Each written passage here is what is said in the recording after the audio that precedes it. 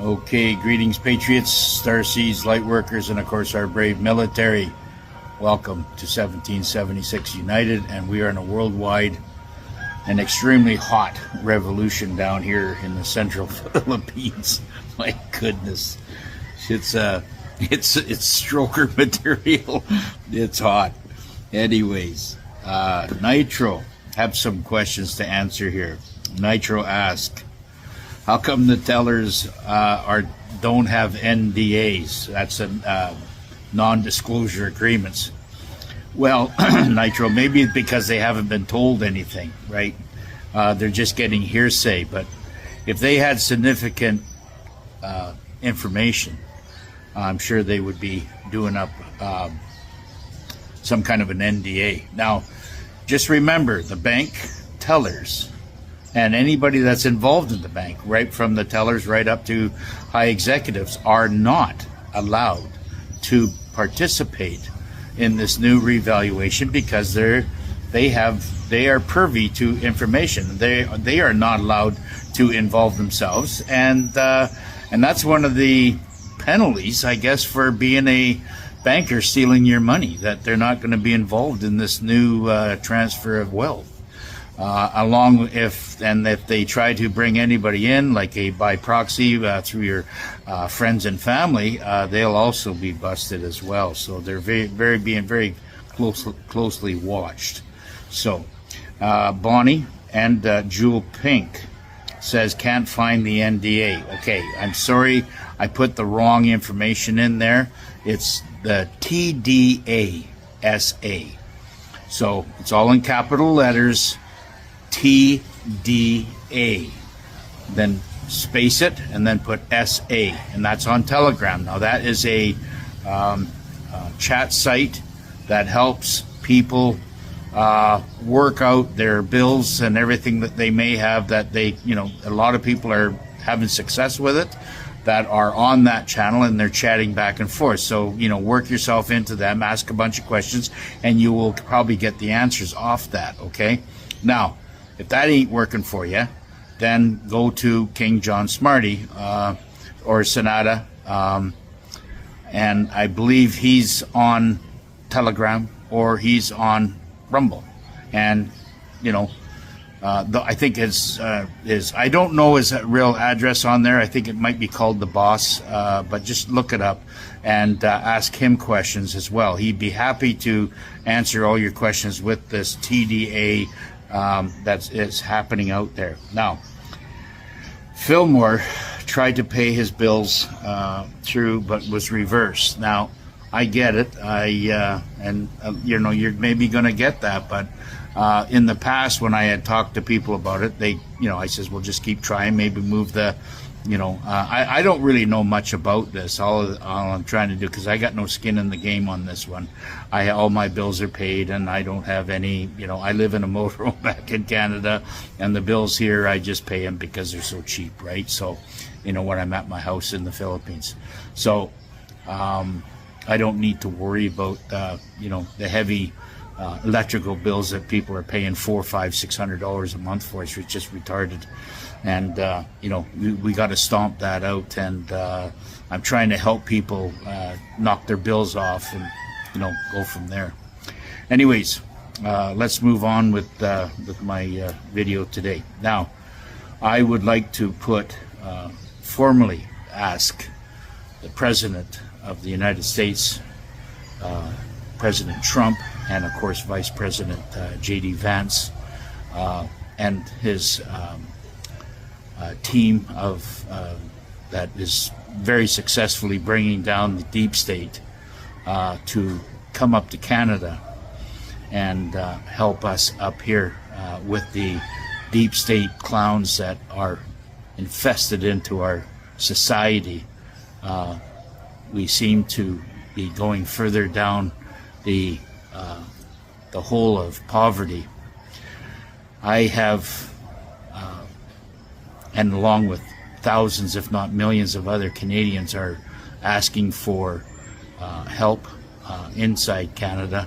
I know that you have taken care of the borders on the Mexican side and your southern border, and we need to have the military come in and take care of the patriots that are up here, because you have millions of supporters, not just in Alberta or Saskatchewan or Manitoba, but you have millions more, a good swath inside British Columbia as well, me included. And I have many friends that are there that I can attest and vouch for, saying that, you know, they have been a supporter of Trump's administration and everything that Trump has done right from the beginning. So, you know, President Trump, you do have many, many supporters here in Canada, and we are wanting to come into the United States and be a part of your U.S. Republic, because we're sick and tired of the leftist, socialist, fascist, tyrannical communists that have somehow taken over our governments at all levels, and they have infiltrated down into our schools, where they are infesting and poisoning our children's minds with their ideology. And if this continues, our trajectory on this path is going to sink so far that I don't know if we'll ever be able to recover. Now, I'm making this plea from the Central Philippines, and there is also many, many Filipinos down here that are that love what Trump is doing and how he's liberating the American people. I know that there is other Englishmen over in the UK that are pleading the same thing, and I'm formally asking for and speaking for millions of Canadians that have had enough and are suffering dearly at the hands of these criminal satanic pedophiles that we seem to not be able to get to because they're army of corrupt cops that protect them and protect their cause. Everybody in Canada realizes and understands that very clearly, that, you know, the only job that a pedophile is qualified for is to be a politician, and they have seemed to taken all those positions for some time now, along with all their underlings that follow the tyrannical society, right down to the teaching of our indoctrinated universities, and then into our children's schools that are been so heavily Kool-Aid up, and we can't deal with this anymore unless we pull together as a patriotic military and take up arms and take over these institutions, as what we are witnessing in the UK. Now, we are not a violent people in Canada. We do not want to have violence. We would rather leave it to the appointed military that has taken their oath to protect and serve and protect the Canadian people. But if they do not do their job, then we as Canadians have to be the ones to gather and rally to start taking down these satanic pedophiles that we see on a daily basis, beating down our poor and stealing all kinds of liberty from the Canadian people. We are all asking for a military United States or galactic or even global alliance intervention to come into Canada and get this mess cleaned up, and so that Canadian people can be liberated. Because I don't know how much longer we can take this this tyranny without rising up and fighting. Many people, of course, have died since the 2020 Kool-Aid epidemic episode and the scamdemic that went on there, and they are sick and dying along with many other people in other countries. But we are stuck behind enemy lines up here, and I believe that these infiltrators that have basically taken over our society are a national threat to the United States Republic, and they are certainly a national threat to the Canadian sovereignty and the Bill of Rights up here. BC and most Western, and I'm going to say and include most of Canada at this point, wants to be part of the U.S. Republic Union, if they want to call us the 51st state or whatever. We can still be called whatever we want, or still be called Canada, but we want more.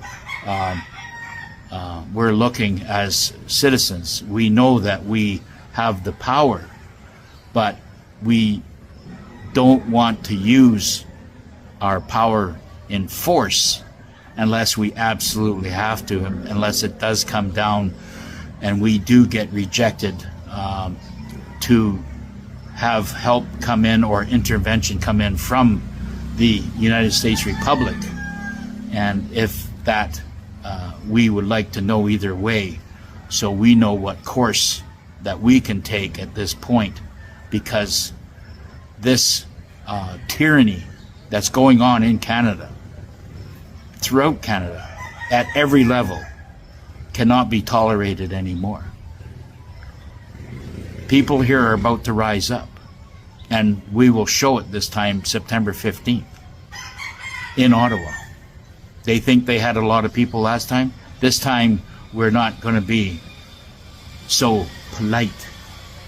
This time, they better be ready for what's about to happen. And we want to know that is the military, the U.S. or Republic, or the Global Alliance going to step in before September 15th? We would like to know this, because there are many patriots out there that have no choice but to rally and take measures to protect their families and their towns, wherever they may be throughout Canada. We are a sovereign people. We are not violent.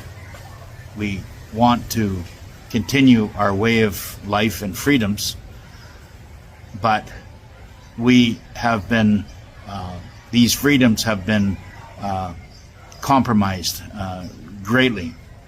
And the things that have gone on, not just in my life, but in my father's life, that was a World War II hero, and his 7 brothers that also served in the Second World War. I just about signed up for Vietnam at that time at 18, and but I was rejected because of my flat feet. But we are all patriotic then and now, and we've had many Canadians sacrifice throughout the years, and we just want peace. That being said, we're waiting for your answer or some kind of code to say that you're going to intervene and stop this dark nightmare that has been going on in our world for far too long. Bye for now.